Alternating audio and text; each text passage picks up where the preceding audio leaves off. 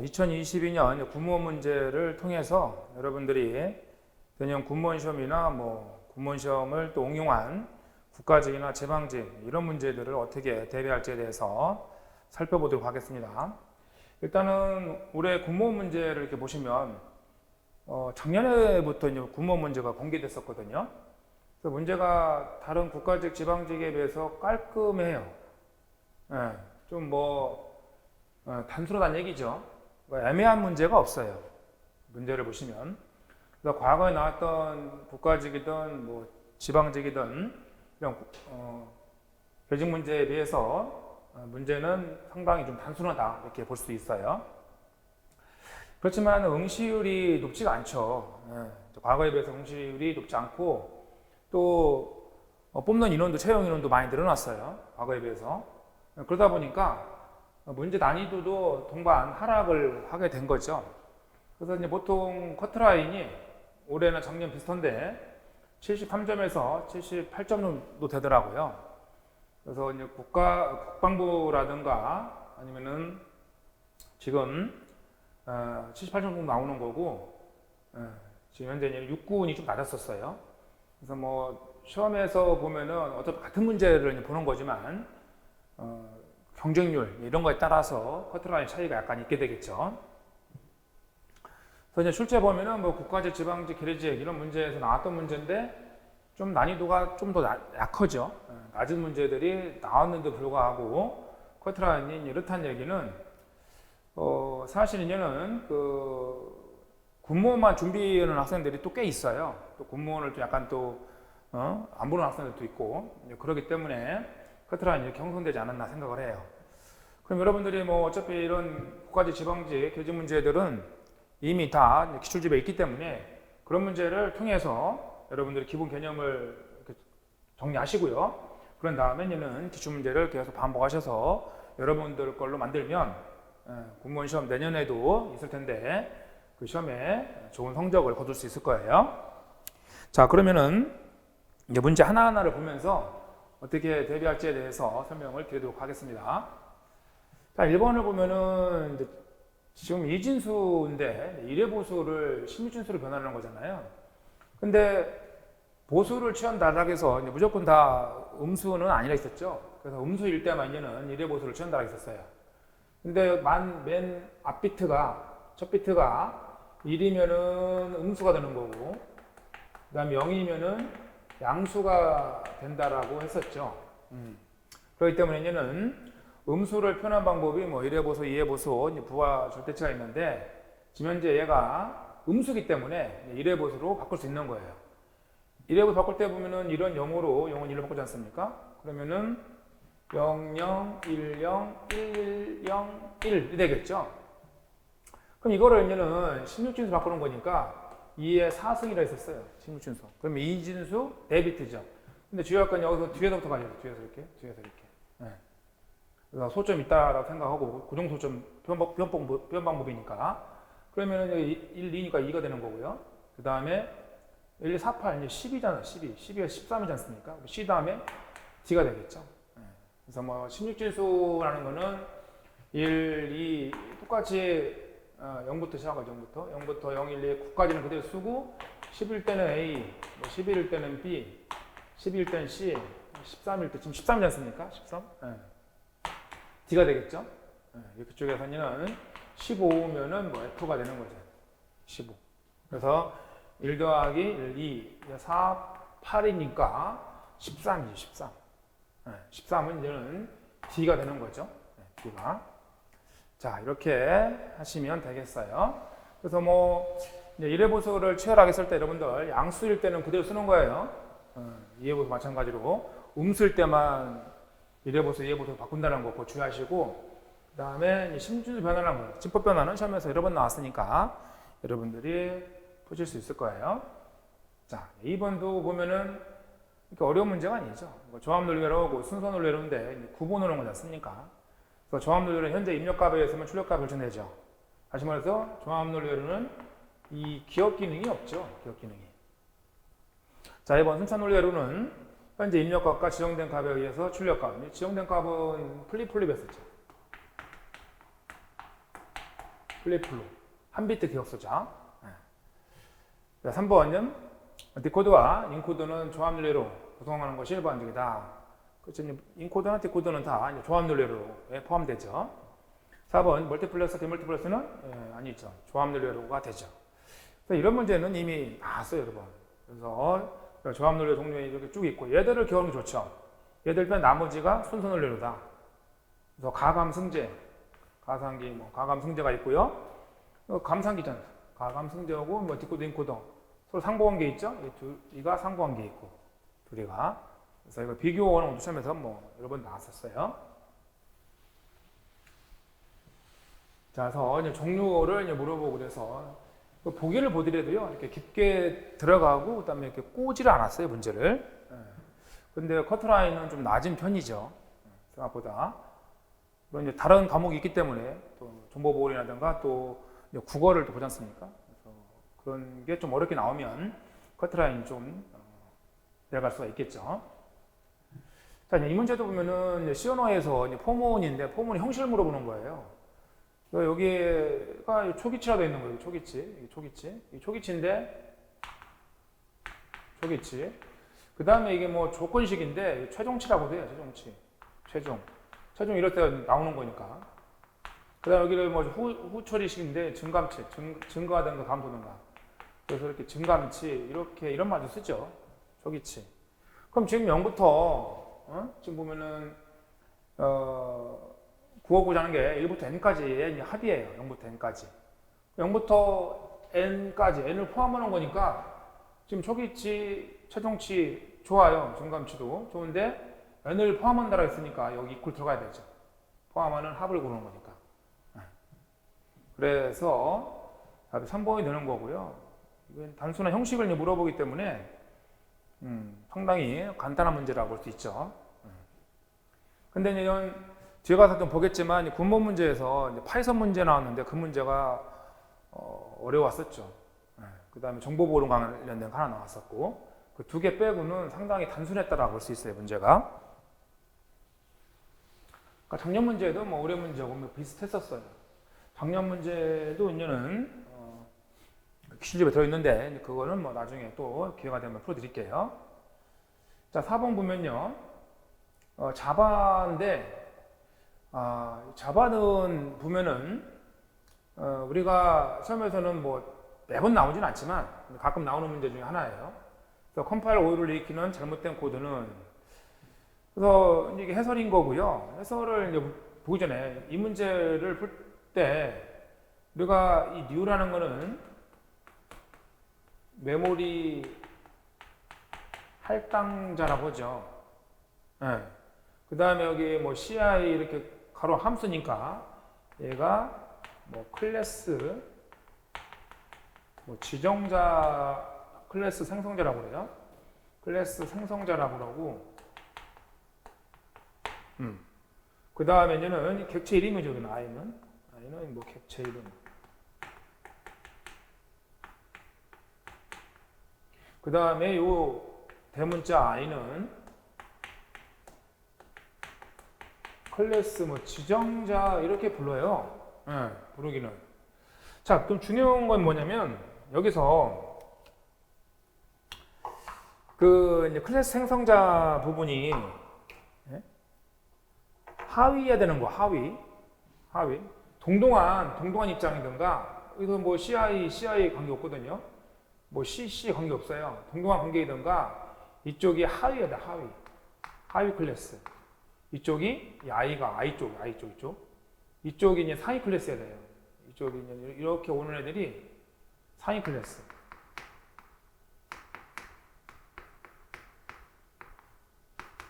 그 다음에 여기 뒤에 이렇게 붙는 하위, 있죠. 이렇게 얘들이 이제 하위 클래스.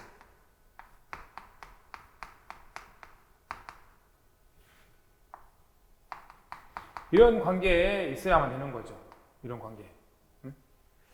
그래서 이 문제를 풀려면 여기서 지금 보면은 C를 상수받았잖아요. 그러니까 C 이렇게 하고 여러분들이 이렇게 이제 상수받은 거니까 CS 이렇게 났습니까? 이렇게. 그러면은 CS가 이쪽에 와야 되고 C가 이쪽에 와야 되는 거죠. CS, C. 벌써 이게 아니잖아요. 벌써. 네. 자, 요거 이제 보면요. 인터페이스 임플리먼트 보잖아요. 그래서 상소 거는 데가 다중상소 가는 거죠. 네. 다중상소 가능하다. 그러면 CI가 만들어지는데, 얘 볼게요. 여기 이 라인. 이 라인을 이렇게 이제 보시면, 그림을 그리면 이렇게 되는 CI. 상속받는데 C로부터도 상속받고요. 이렇게. 그 다음에 I로부터도 상속받아요. I로부터도 이렇게. 그러면 CI 보면은 CI, I 부조 I, 상속, 상위. 그 다음에 CI, C, 돼요. 그 CS, CS는 C, 되지 않습니까? 그래서 이걸 가지고 이제 문제를 낸 건데, 여러분들이 요 뒤편에 있는 거, 여기 뒤편에 있는 클래스명이 하위 클래스라는 거죠. 하위. 요 앞에 있는 클래스명이 상위 클래스. 그래서 이걸 뭐 클래스 생성자, 뭐 지정자 이렇게 얘기하는데, 여기서는 뭐 이런 문제가 이미 9까지 나왔었으니까, 이렇게 되어 있죠. 자, 그 다음에 얘는 객체 이름이고요. 이름. I든 뭐 CI. 이건 이름 뭐 관계없어요. I로든 CA로든 뭐 같아도 되고 달라도 되고 관계없는 거고요. 메모리 할당을 해주는 거죠. 뉴라는 메모리 할당자. 우리가 C나 말록과 같은 역할을 하는 게 얘는 new 함수예요. 그러면은 여기서 쭉 읽어보면 그런 내용이에요. 이거 이제 상위, 하위잖아요. 그 다음에 둘이가 상위, 아래가 하위. 이런 의미죠. 여러분들이 세모 이렇게 해서 일반화 관계 있는 거, 일반화. 이 기호는 일반화 기호죠, 일반화. 그래서 일반화라든가 아니면은 또 뭐 추상화 이런 개념들은 아셔야 돼요. 그래서 이 문제는 이렇게 정리를 하면 금방 확 풀리는데 그림으로 표현하면 금방 풀리거든요. 말로 말하면은 좀 헷갈리겠죠. 그래서 이렇게 정리를 하시고 이런 식의 문제 나왔을 때 정리를 제가 설명해 드린 대로 정리를 하시면 되겠어요.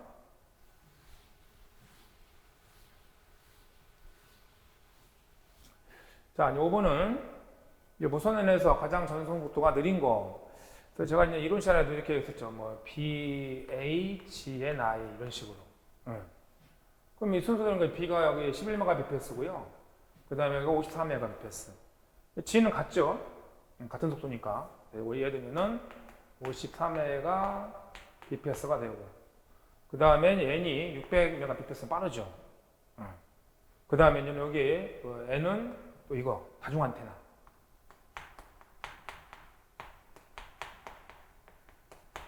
다중 안테나 기술이라고는 멀티플 인풋, 멀티플 아웃풋이라는 기술을 가지고 있어요. 이런 것들이 시험에서 잘 나오죠. 자, 그래서 얘는 뭐 속도 한계를 물어봤지만 실종은 순서를 물어본 순서 BHNI 이렇게 기억을 하셨으면 풀 수 있는 그런 문제였었어요. 자, 6번은 IP 버전포에 대한 설명 중 가장 옳지 않은 것은 32비트 네트워크 주소 호스트되어 있고요. 이렇게 하면은 이게 C 클래스죠, C 클래스. 그죠? A 클래스면은 앞에부터 그죠? 25.0 이대로 보고 절반 16비트, 16비트. 얘는 지금 24비트가 4개죠. 그러니까 얘는 네트워크 주소. 네트워크 아이디라고 하는 거고 이 D가 호스트 아이디, 호스트 주소가 되는 거죠. 이렇게. 서브넷 마스크를 물어봐, 서브넷 마스크. 자, 그 다음에 얘는 192.2 되는 게 C 클래스가 돼요. 그래서 뭐 뒤에 문제도 있지만 C 클래스는 뭐 110으로 시작되거든요. 110으로 시작되기 때문에 110 다음에 110 시작되고 나머지가 5비트 남았잖아요. 하나, 둘, 셋, 넷, 다섯. 1, 2, 4, 8, 16, 32, 64에다가 128을 더하면 192지 않습니까? 여기부터 가져요. 192. 192부터 얘가 그럼 3비트가 이렇게 고정되어 있단 말이에요, 이게. 뒤에 뭐 이런 문제 또 있어요. 이런 중복된 문제 있었어요. 그 나머지가 다 하나, 둘, 셋, 넷, 다섯. 이게 제일 큰 값일 거 아니에요. 이렇게 범위가 되다 보니까. 그래서 1, 2, 4, 8, 16. 응? 30인데 32보다 작은 거 31이잖아, 31. 그러면은 192에다가 31을 더 넣는 거죠. 근데 4가 되는 거고, 223이 되겠죠. 223까지. 그러면 192부터 223까지. 요게 얘는 C클래스가 되죠. C클래스가. C클래스 범위를 물어보면 여러분들이 앞에 세 비트가 이렇게 시작된다. 나머지는 다 0 채워주면 제일 작은 값이죠. 192. 나머지 1 채우면 제일 큰 값이죠. 그러면 223. 이렇게 얘는 하시면 되겠어요. 자, 4번을 보니까 공인 IP 주소는 인터넷에서 유일한 주소죠. 일반적으로는 인터넷 서비스 공급자. 우리나라는 KT가 먼저 나왔고요. 그 다음에 SK, LG 이렇게 되죠. 얘들은 이제 망사업자예요. 망사업자. 그러니까 망사업자니까 여러분들이 지금 KT망, SK망, LG망 이 중에 하나를 써야 되는 거 아니에요. 그래서 망사업자라고 이렇게 얘기를 하죠.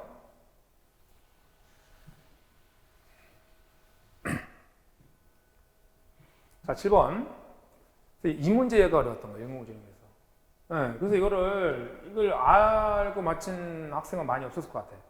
물론 정보 부분에 있을 것도 같긴 한데 쉽지가 않죠.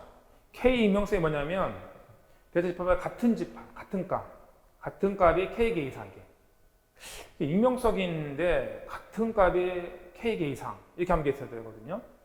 그 다음에 동일 집합, 동일한 거죠. 동일한 동질. 같은 값이 동일값이에요. 동일값. 동일이죠. 동질값이 적어도 동일한 값, K개 이상 임명성. 그 다음에 다양은 다르다는 얘기니까 동질, 비슷한 거죠, 동질. 비슷한 값이는 L개 이상 이런 뜻이에요. T 근접성이라는 것은 그 분포 차이, 특정 정보의 분포와 전체 데이터 그 정보의 분포 차이가 T 이하, 또 T 이하예요. T 이하. 이런 거를 알고 풀지는 않았을 거라고요. 근데 그 4번을 보면 우리가 정보 주체의 동의 없이 이제 과학적 연구 목적, 통계, 공공 목적이죠. 공공 목적. 그 공공 목적이면 가명 정보를 활용할 수 있어요. 실명이 아니라 가명 정보를 써서 공공 이익을 위해서, 연구를 위해서. 그래서 우리가 뭐 통계 정보, 그죠? 통계 정보 같은 경우 뭐 이렇게 익명으로 해서 정보를 활용할 수 있는 거죠. 그 다음에 무슨 뭐 병원에서는 개인 정보 있잖아요. 실명성 안 되는 거고. 그리고 또 연구 목적이라든가 또 통계 목적으로는 익명성이 보장된다라는 전제하에서 동의 없이도 쓸 수 있어요. 그래서 어떻게 보면 정보 보존에 해당되는 문제였었죠. 그래서 답이 4번이 되는 거예요.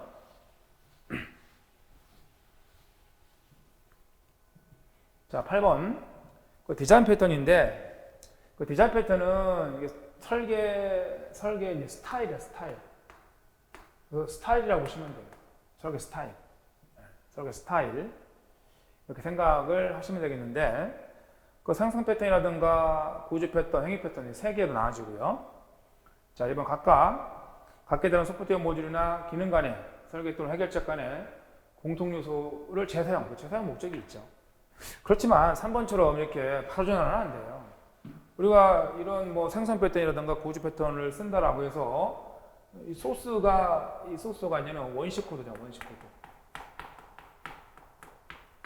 앞에서 폼은 봤죠, 폼은. 그리고 또 자바 코드 봤었죠, 자바 코드. 그 자바 코드는 원식 코드예요, 원식 코드. 그다음에 기계어죠, 기계어 코드, 기계어. 이게 바로 전환할 수는 없죠. 바로 전환할 수는 없는 거고 솔루션을 두면 가능해요. 솔루션을 써서는 가능하지만 바로 전환은 안 되죠. 바로 전환 말 안 되는 거예요. 그래서 틀렸고 4번 보면 어댑터 패턴은 이렇게 인터페이스를 다른 인터페이스 변환은 전환 바꿔주는 거죠. 어댑터 110V를 220V로 전환 바꿔주지 않습니까? 여러분들 보면은 전기가 뭐 210V 들어오는데 노트북 보면은 뭐 15V 뭐 이 정도 되지 않습니까? 그럼 220V로 15V 바꿔주는 거잖아요. 어댑터가. 이 노트북 지금 어드부터 꼽혀 있는데 이렇게 역할이 전압을 바꿔주는 거죠. 그러니까 뭐 220V인데 다 쓰는 게 아니라 15V 정도만 쓰는 거죠. 그럴 때 쓰는 거고요. 지금 나올 만한 건 제가 이런 시간에 문제 만들어서 풀어드려요. 한 10개 정도 되는데 그 정도만, 그 중에 하나가 어도트 패턴도 있어요. 그 정도는 알고 가시면 되겠어요. 자, 그거나 결체장 프레임인데 얘도 소프트웨어 문제지 않습니까? 시험 문제에서는 얘도 여러 번 나온 거죠. 정보 은닉이 이게 캡슐화야, 캡슐화. 캡슐화에 관한 거고요. 근데 상속 거는데 부모로부터 물려받는 거, 뭐 오버라이딩도 있고요. 오버로딩도 가능하죠. 상속을 통해서는 것은 오버라이딩이 맞죠. 이거를 오버로딩이랑 틀려요, 상속은. 왜냐면 이게 오버라이딩도 있지만 오버로딩도 있어. 오버로딩은 상속을 쓰지 않죠. 지금 오버라이딩만 상속 쓰는 거예요. 상속 기능을 써서. 이거 주의하셔야겠네요. 얘는 오버라이딩이잖아요. 오버라이딩은 상속을 쓴다고. 그렇지만 오버로딩은 중복인데 중복 저장. 얘를 다른 말로 중복 저장이라고 하지 않습니까? 중복 저장이 상속을 쓰지 않아요. 다용성은 이 둘 다 말하는 거죠. 다용성은 오버라이딩, 오버로딩 둘 다를 말하는 거예요. 둘 다. 그래서 활용하면은 하나의 변수나 함수의 의미를 상황에 따라서 다르게 해석할 수 있다. 그렇죠? 자, 4번. 이게 실행 속도 빨라지는 장점이 있으나 이것도 보면은 객체 하나를 두면 객체 하나니까 객체 하나를 두면은 빨라지지만 전체는 느려져요. 전체 프레임 속도는 구조이 더 빨라요. 객체 하나를 수행하는 건 빠르겠죠. 하지만 전체라고 그러면 이건 애매한 거죠. 그건 뒤에 틀렸어. 그래서 재사용성은 절차죠. 구조 언어를 말하는 거예요. 그래서 여러분들 구조 언어라고 하면 C 언어 어떤 C 언어? 객체 지향 언어 하면은 자바를 떠올리시고. 이런 얘기 했었죠? C를 객체 지향으로 바꾼 게 C++. 완벽한 객체 지향어가 자바라고 했었죠. 이런 발전했었죠. 그래서 제일 많이 쓰는 게, 처음 제일 많이 나오고 그런 게 구조 언어 C. C 언어보다 어때요? 재사용이 저하된다. 말이 안 되죠. 재사용성을 보면은 객체 지향은 다 좋죠. 객체 지향 언어가 재사용성 훨씬 더 뛰어나다. 이렇게 얘기했었죠.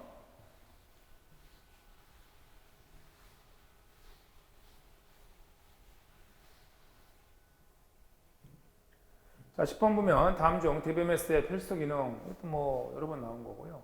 그래서 정의 조약 지어, 이 식은 아니죠. 자, 11번. 근데 DB 문제인데, 말은 다 맞아요. 일관성, 보안성, 경제성, 무결성이 안 좋아져요. 중복으로 인해서. 우리 이론 수업보면. DB 문제인데, 이거 똑같이 있어요. 근데 얘는 설명이 맞아. 설명이 틀렸어요. 무결성인데, 저분산으로 연결된 응용 프레임 간의 불일치. 저분산도 아니고요. 그래서 이렇게 내기는 무결성 유지 어려움이란 데이터가 중복 저장되면 자연히 제어가 분산되겠죠. 데이터 정확성 유지가 어려운 거예요. 정확성. 정확성 유지 어려움 이렇게 말해야 되는데 이 문제는 좀 어렵더라고요. 그래서 이 문구는 다 똑같은데, 그죠? 중복으로 인해서 이렇게 뭐 경제성도 저하되고, 근데 제어 분산까지 맞죠? 제어가 분산되어서 연계된 프레임 불일치. 그래서 정확성 유지가 어렵다는 얘기예요. 그래서 이제 문제를 가장 옳지 않은 거 이런 것 같아요.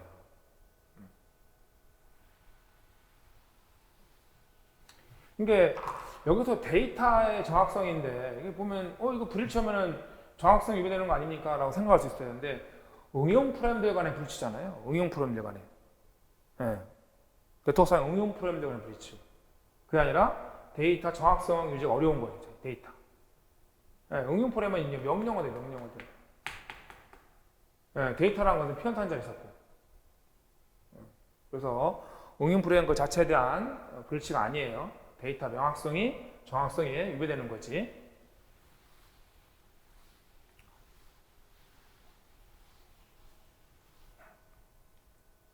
자, 12번. DMA인데, 이제 DMA는 1번 그림. 제가 뭐 카페라든가 홈페이지에 올려놨으니까 1번 그림을 보시면은 DMA 역할이 이제는 메모리하고 주변 기기 사이에서 입출력을 전담하게 되죠. 그래서 뭐 1번도 맞고 2번도 맞고 3번을 보니까 그 데이터 전송하는 동안 CPU는 다른 일 할 수 있죠. 맞고요. 4번이 메모리 간 복사, 데이터 이동.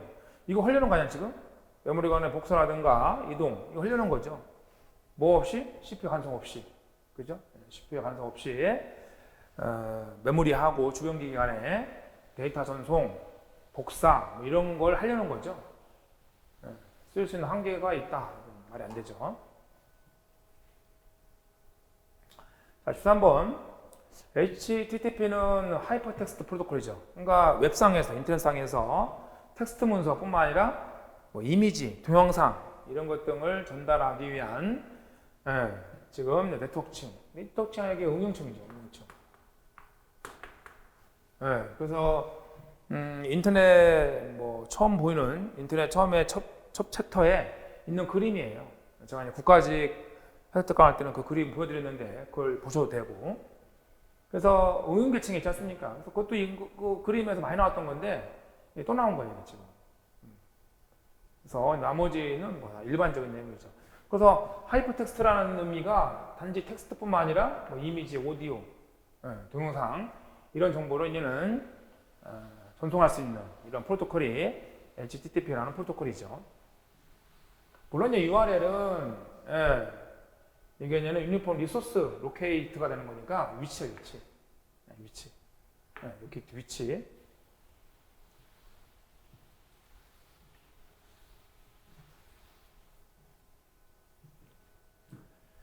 자, 14번. 이것도요, 한 2번 나왔었어요. 국가지나 지방지역에서. 지금 보면은, 이제는 어떤 프로그램 단일 프로세서, CPU 하나죠.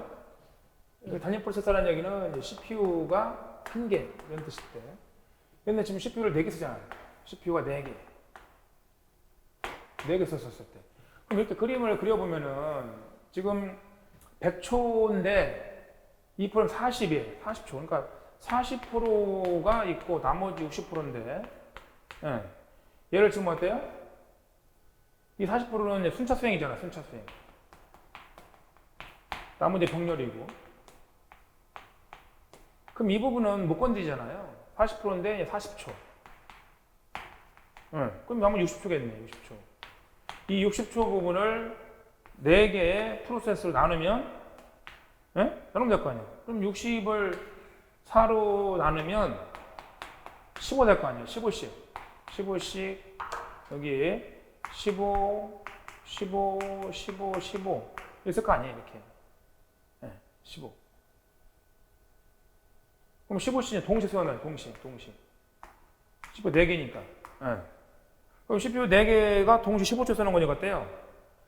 결론적으로 보면은 이제 40에서 15를 더하는 거니까 55가 되겠죠. 그래서 이런 비슷한 문제는 이미 나왔었어요. 그렇기 때문에 숫자만 바꾼 거고, 또 얘도 보면은 뭐 헷갈릴 것도 없이 이제 100으로 했고 100%를 지금 다중 프로세서 처리하는 게 아니라 그때 이제 40%는 순차적으로 못 바꾸는 거죠. 걔는 이따 한들 이 4개가 동시에 수행 못 한다는 얘기예요. 그럼 40%는 어차피 40초는 순차적으로 수행할 수밖에 없어. 그럼 4개의 프로세서를 가지고 동시에 수행할 수 있는 부분은 60초 부분인데 60초를 4로 나누면 15초 되는 거죠. 그 15초는 동시에 수행하기 때문에 15초하고 40초 더해서 55초만큼의 수행 속도를 낼 수 있는 거예요. 그러니까 100초 걸리는 것보다는 뭐 55초 걸리는 게 빨라지겠죠.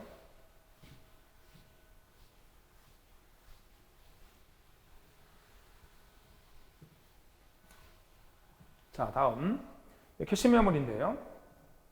이제 컴퓨터 구조 문제죠. 컴퓨터 구조 제일 많이 나와요. 그래서 뭐 이건 내용 많이 썼고 2번 보면은 그쵸. 피라미드 그림을 이제 그려보더라도 이제 주결 장치라고 하면은 보통 우리가 D램 이렇게 되는 거고. 그 다음에 이는 캐시 메모리 SRAM이잖아요.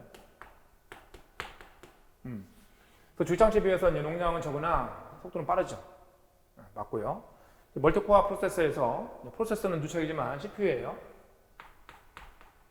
그러니까 CPU 여러 개라는 얘기죠. 아까 여기서 앞에 문제에서 이렇게 4개의 프로세서 똑같은 거죠. 멀티 프로세서. 멀티코어 프로세서에서의 각 코어별 독립된 캐시 가질 수 있겠죠. 없으면은 그만큼 이제는 천속도 떨어지겠죠. 공유를 못 오니까. 그래서 이제 지역성 원리가 시간 지역성과 공간 지역성이 따라 있었어요. 로컬리티죠. 그래서 시간 지역성과 공간 지역성을 구분하는 문제도 여러 번 있고요. 그래서 이제는 기출 문제를 보시면 비슷한 문제가 많이 있었다.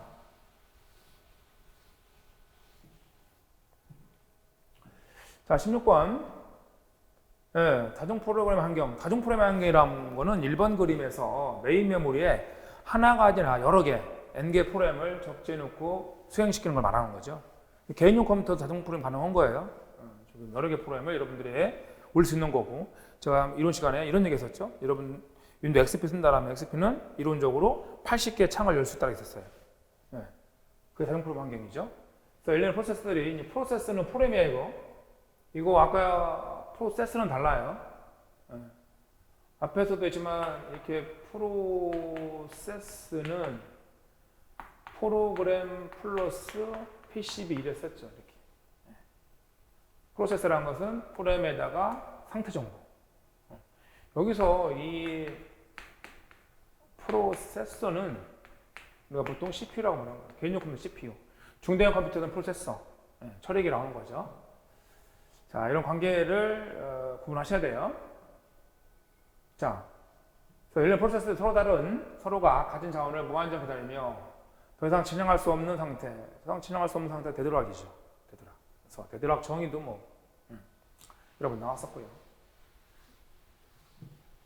그래서 이제 군무원 문제는 상당히 정의를 물어보는 문제가 많아요. 자, 17번. 그래서 캐시 메모리에서 이제 교체 기법이 3개 있었죠. 직접 있었고, 간접이라는 건 없어요, 여러분들. 이 종류 물어보는 것도 9까지 나왔었죠? 직접 있고, 완전 연관, 세트 연관 3개 있는데, 이때 교체 기법, 교체가 아니는, 교체가 어차피 이게, 제거는 제거, 교체. 제거는 기법인데, 메모리는 어차피 금방 꽉 차니까, 캐시 메모리를 비워주는 거죠. 그래서 교체 기법이 이제 불필요하고 캐시율이 낮아질 수 있다. 캐시율이 제일 낮은 건 직접이죠, 직접. 이렇게 2개의 블록들로부터 번갈아가면서 쓰는 거니까. 그 그림을 보시면 2개의 블록들을 번갈아가면서 쓰잖아요.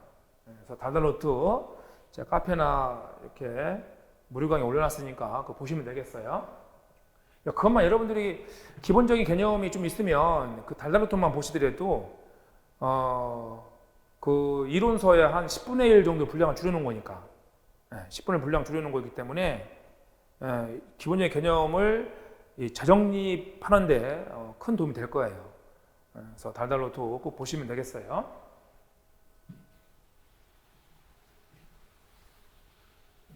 자, 18번 RAID인데 이게 복구 기능이면은 이게 이 미러링이 1번이었었죠. 얘가 스트라이핑. 스트라이핑 했었고요. 그 다음에 스트라이핑 했었고, 자, 그 다음에 분산 저장이나 분산 저장. 분산 저장. 이게 되고요. 그 다음에는 레이드 1번이 미러링 했었죠. 미러링. 중복 저장. 그래서 레이드가 나오면은 이 분산 저장과 중복 저장이 기본이 되는 거예요. 분산. 한 곳이 아니라 여러 곳에 분산. 그다음 미러링 중복. 똑같은 데이터를 또 저장시키는 거죠. 그러니까 실시간 복구가 가능한 거니까 미러링이죠. 중복 저장. 암기할 때는 1+1. 미러니까 내 모습을 거울에 비쳤어. 그럼 나 같은 애가 또 있을 거 아니에요. 미러링. 여러분이 뭐 편의점 가면은 뭐 1+1은 똑같은 걸 또 하나 가지고 가는 거죠. 그 생각하면 중복 저장이다 알 수 있고요. 그 다음에 레이드형은 스트라이핑이죠. 분산 저장. 이렇게 기억하고 나머지들도 시험에서 많이 나왔는데 기본적인 개념에 썼어요. 그래서 달달노트라든가 아니면은 이론서를 좀 더 확인하고 여러분들이 참작하시면 될 것 같아요. 이 문제가 사실 틀려야 되는 거죠. 아까 인공지능 문제하고 이 두 문제는 틀리라고 된 것 같아요. 지금 이게 시작이군요는 피니시 끝이잖아요. 그 다음에 증가함수가 되는 거고. 보통 이렇게 되죠. 그래서 리스트, 함수예요, 함수. 배열 함수. 그래서 얘는 마이너스 2니까 여기서 이 뒤로 붙어요. 여기가 인덱스가 1, 2, 3, 4가지만 여기는 뒤로 붙으니까 뒤니까 마이너스 1, 마이너스 2, 이 될 거 아니에요. 뒤로부터 마이너스 2. 그럼 마이너스 4까지가 아니라 마이너스 3, 마이너스 4인데 여기까지 보면 4번 돼요. 근데 이전까지라는 거죠. 요 전. 마이너스 4 이전까지. 마이너스 1씩 감소시켜라. 마이너스 1씩 감소시키면 1로 가고 또 마이너스 3 이렇게 됐는데 그 범위가 마이너스 2부터 4까지가 아니라 4 전까지라는 거죠. 그래서 이게 지금 보면 이렇게 있는데요. A부터 마이너스 2부터 i칸씩 마이너스 1칸씩 마이너스 감소시키는 거죠. 감소시켜서 B 이전까지라는 거예요. 이전까지. 이렇게 문제를 냈어요. 그러니까 대충 알더라도 파이썬 다 몰라도 그래 인덱스가 정상적이라면 1, 2, 3, 4 가겠지. 그런데 얘는 마이너스 2니까 뒤부터 마이너스 1, 마이너스 2 갈 거 아니에요? 근데 마이너스 2부터 얘는 4까지일 것 같은데 4 이전까지라는 거죠. 그래서 이 함수가 잘라내기 함수인데, 그죠? 슬라이싱 잘라내기 함수인데 답이 4번이 아니고 3번이라는 얘기죠. 그래서 4번 찍었던 학생들이 많았을 것 같아요. 파이썬 알았으면은 3번 찍었겠지만, 파이썬 나온 거는 사실 지금 공무원하고, 지금 공무원이잖아요. 지방직이에요. 그래서 여러분들이 이제는 지한패스나 연간반 회원들은 이 공무원 지방직에 해당되는 파이썬 문제, 파이썬을 정리해 놓은 거예요. 이론서는 없어요. 파이썬하고 그 다음에 또 C++, 파이썬하고 이 C++이 두 문제. 그러니까 지금 보면은 두 문제씩, 한 문제씩이에요. 한 문제씩. 그러니까 군무원에도 한 문제 나왔고요. 그러니까 작년에 보면은 C++ 문제가 군무원 나왔는데 쉬운 게 아니었었어요. 그 지방직에서 나왔었고. 그래서 이상한 게 지방직은 똑같은 인사처에서 내는데 이렇게 내더라고요. 그래서 이거 대비를 해서 공무원 지방직 대비를 해서 지금 지한패스나 연간반 학생들은 아마 동영상 올라와 있을 거예요. 그래서 이게 사실은 강의를 찍어서 올려드리긴 했지만, 그러니까 함수 같은 걸 정리해 놓은 거죠. 그 다음에 예상 문제를 한 20문제 정도를 풀어드려요. 그러면은 다른 시험이나 보지 마시고 나온 건 일단 공무원하고 지방직이 나왔기 때문에 공무원 지방직을 준비할 때는 여러분들이 한번 보세요. 시간 되면. 근데 사실 여러분들이 이거 틀에 따라 가지고 지금 커트라인에 걸리지 않고 이런 건 아니라. 그래서 여러분 선택인데 시간 내면 보면 좋겠죠. 안 돼도 안 봐도 돼요. 나온다 한들 여러분들이 커트라인 아까 73점에서 75점 사이였잖아요. 73점에서 8점 사이. 그렇기 때문에 이거 틀에 따라 해서 여러분들이 공무원 시험에 떨어지는 거 아니니까.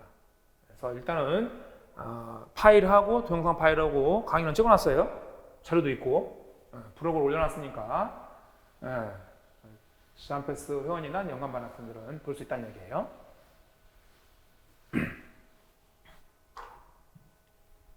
자, 20번 보면요. 운영체 발달인데 컴퓨터가 맨 처음에 시작됐었을 때는 일괄 처리겠죠. 모아서. 한꺼번에 모아서 순차 처리. 일괄 처리는 순차 처리는 순차 처리를 할 수밖에 없는 거고, 그 다음에는 다중 처리 이렇게 다중 처리. 여기서 다중 처리. 다중 프로그래밍이 그다음 다중 프로그래밍. 그 다음에 다중 사용자 이거 포함해서 시분할. 그래서 이제 시분할이 되려면 TSS가 되려면 3개가 돼요. 지금 뭡니까?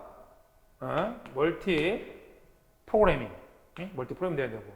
두 번째, 멀티 유저.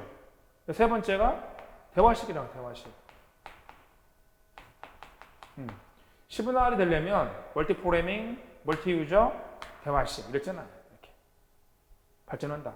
그러려면 10분할 되기 전에 멀티 프로그래밍이 먼저 나왔을 거 아니에요. 10분할 일괄칙이 나오고, 그 다음에 등품이 나오고, 그 다음에 이런 거 합쳐져가지고 10분할 나오고. 그 다음에는 10분할이라든가 다중 프로그래밍, 실시간, 다중 모드, 혼합 모드죠. 그래서 10분할 다중 프로그래밍 또는 얘는 빠졌는데 실시간도 들어요. 실시간. 실시간 시스템 이런 것 등이 합쳐졌다. 10분할 실시간 쳐진 거. 그럼 대표적인 10분할 실시간 OS가 이게 바로 유닉스잖아요. 유닉스. 10분할 실시간 OS 유닉스. 이게 유닉스가 대표적인 다중 모드 운영체제가 돼요. 그 다음에 네트워크를 활용한 분산 처리. 그래서 분산 처리가 되려면 네트워킹 기본이라 했잖아요. 그래서 분산 처리를 떠올릴 때는 인터넷망을 떠올리면 된다고 했었죠.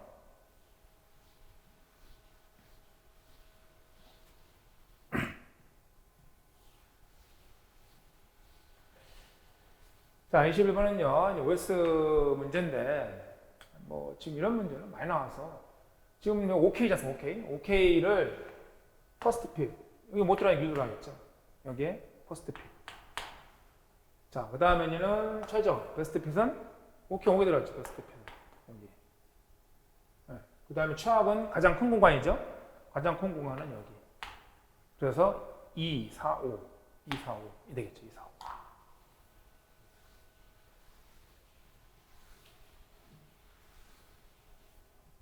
그래서 이제 기억장 배치 전략이 있고, 그 다음에 교체, 대체 전략이 따라 있었어요. LRU니, 피폰이, 워킹셀 이런 것도 쭉 나오게 되죠.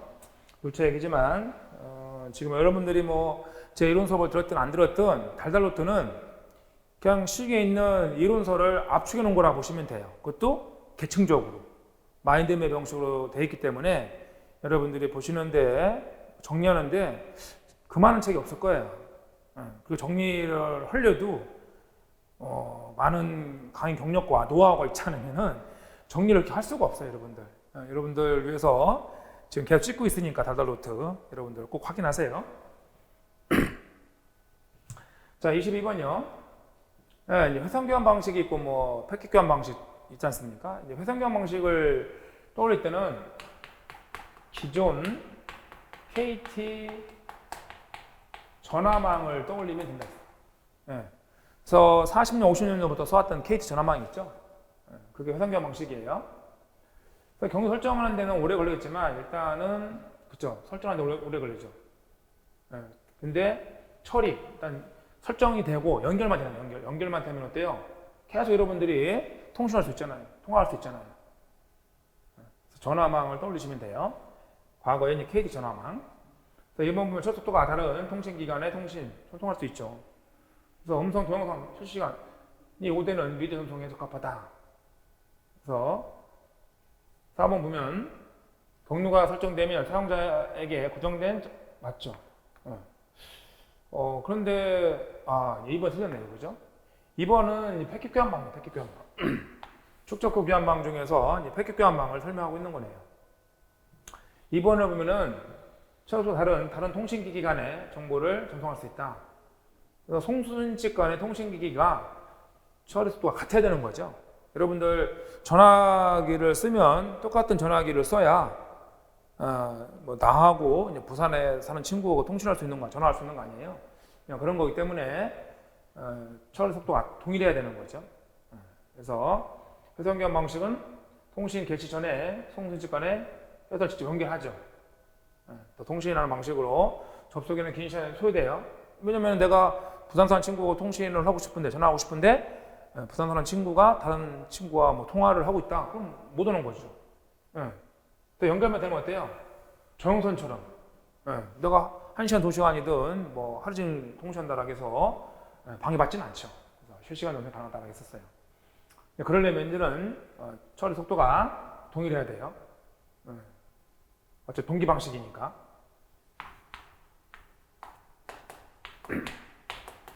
네, 동기 방식을 쓰는 방법이잖아요. 동기라는 것은 순서가 똑같다는 거죠. 제가 여러분들이 이렇게 말하면은 카메라를 통해서 저장을 하는데 제가 얘기한 순서대로 저장이 될 거 아니에요. 그게 동기화죠. 마찬가지로 내가 부산 사는 친구하고 전화를 하는데 제가 얘기한 내용들이 순서대로 도착해야겠죠. 동기화. 그럼 속도가 같아야 돼요.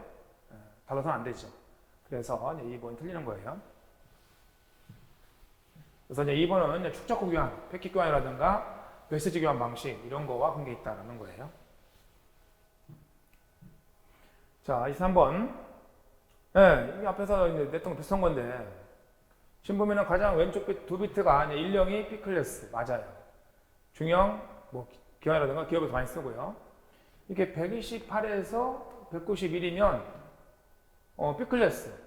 네, 그래서 여러분들 보면은 A클래스는 0부터 시작되었어요. 0부터. 일령. 앞에서 1령 했으니까 110을 해봤죠? 그럼 1령이면 여기 1령 봐봐요. B클래스니까 1령이면 나머지 6비트가 다 0, 1, 2, 3, 4, 5, 6 1, 2, 4, 8, 16, 30, 64, 128 128에서부터 1령은 고정되어 있고 여기서부터 여기 1을 때 다 쓸 수 있는 거잖아요. 1, 2, 3, 4, 5, 6 1, 2, 4, 8, 16, 32 64보다 하나 작은 값이잖아요. 응? 63 그러니까 63을 더해주면 돼. 63 더해주면은 1이고 더해주면 9고 그럼 191까지죠. 191 그럼 128부터 191까지 128부터 191까지 이렇게 되지 않습니까? 그래서 이 세 개가 맞기 때문에 이게 틀리다. 이게 찍었어야 돼. 왜? 이 사설 IP가 172부터 이게 맞아요. 근데 이게 15가 아니라 16부터거든.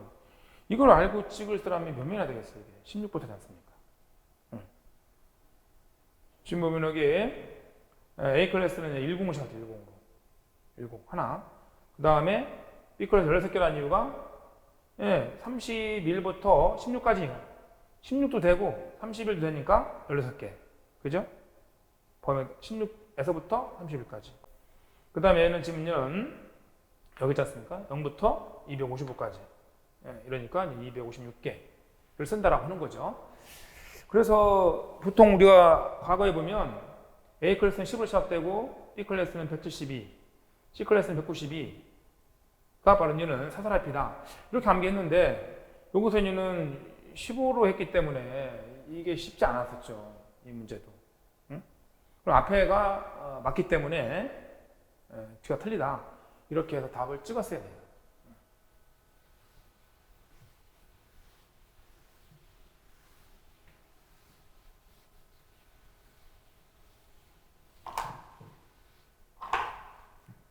자, 24번. 약어를 물어보는 건데요. NFC라고 해서 여러분들이 뭐 교통카드 같은 걸 생각하시면 되겠죠. 스마트폰으로 뭐 결제하다든가 이런 거 다 NFC를 쓰는 거예요. 그래서 근거리에 있는 기기 간 통신, 기기, 인간의 개입 없이 여러분들이 뭐 편의점이라든가 이런 데 갔었을 때 뭐 스마트폰이라든가 또는 뭐 이런 NFC 카드를 가지고 결제하지 않습니까? 그거 생각하시면 되고 그 다음에 NFT라는 것도 있죠.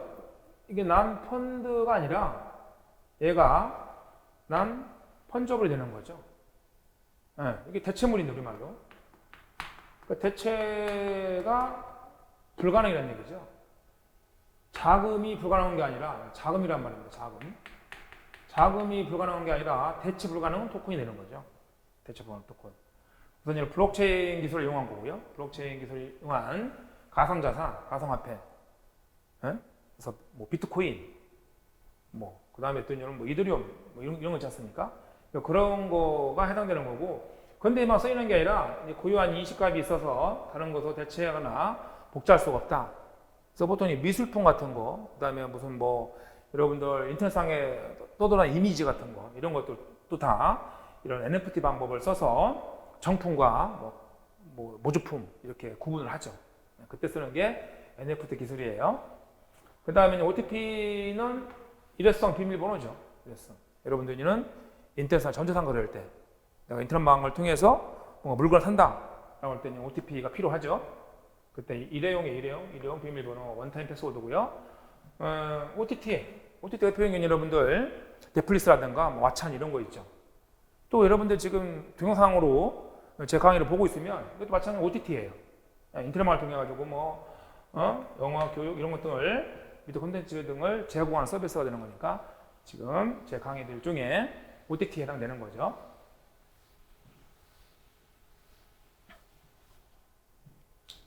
자, 25번. 데이터베이스 이제 문제 났으니까 용어 정의가 많아져. 보면은 군무원 문제는 용어 정의가 많아요. 그래서 1번 보면 도메인은 하나 속성할 수 있는 같은 타입이에요. 이거보다는 더 정확하겠죠. 같은 타입, 같은 형식. 그래서 형식이란 말하고 유형이 같은 말이었었고 이거는 TYPE라고 있었죠. 타입. 네, 같은 타입의 같은 집합. 이렇게 말하면 좀 더 정확하겠죠. 1번은 맞고요. 이 두 개 바뀌었죠. 차수가 열의 수, 속성의 수고요. 열. 네. 그 다음에 카드널티가 행의 수, 튜플이 행이죠. 행의 수. 바뀌었어요. 그래서 튜플은 행인데 하나의 객체가 난 데이터를 2000 테이블의 구조로 저장하는 것이다. 튜플은 하나의 행에 해당되는 값. 네, 도메인의 역할 이루는 게 도메인의 이건 아니네요. 어떻게 써요? 도메인 역할 이루는 거 이거 속성이죠, 속성. 잘못되어 있네요. 테이블 행에 해당되는 거예요. 이 둘은 지우세요. 도메인 역할 이루는 것은 속성이에요, 여러분들. 잘못됐어요. 자, 이렇게 해서 이제 군무원 문제를 살펴봤는데 여러분들이 이제 보시기에도 뭐 국가직이나 뭐 기내직 이런 문제에 비해서는 좀 쉽다. 그런데 앞에서 이런 거 보면은 이게 약간 또 문제 빨리 읽고 이러다 보면은 실수할 수도 있겠다. 그래서 쉬운 문제지만 정확하게 알아야 되겠다 이런 생각을 또 하셨을 거고요. 그 출제 범위를 보면은 뭐 국가직이든 뭐 계열직 이런 문제하고 이제 범위는 비슷해요. 근데 문제는 확실히 심플하죠. 이런 다 심플한 문제가 다 나왔던 거고 이런 문제 이런 게 한두 개 있다는 거죠. 그런데 이런 거는 파이썬이 아까 C++ 문제인데 작년 또 C++ 나왔거든요. 또 C++ 문제가 또 함수였기 때문에 또 쉬운 게 아니야. 그래서 그런 거는 이 문제 내신 분이 맞추라고 된 거 같지는 않아요. 그래서 그런 건 뭐 안 보셔도 되고, 근데 그것까지 뭐 해서 내가 좀 높은 점수로 받아서 뭐 좋은 부서로 가겠다. 뭐 그러면 보셔도 돼요. 이미 다 올려놨으니까. 그래서 파이썬하고 C++은 별도의 프로그램을 해서 자료도 드리고, 그 다음에는 그 영상도 찍어서 올려놨어요. 해당되는 또 예상 문제도 찍어놨었고, 이렇게 대비를 하시게 되면 군무원은 충분할 것 같아요. 그래서 여러분들이 이 강의를 통해서 도움이 많이 되셨으면 좋겠습니다. 자, 강의를 여기서 마치도록 하겠습니다. 감사합니다.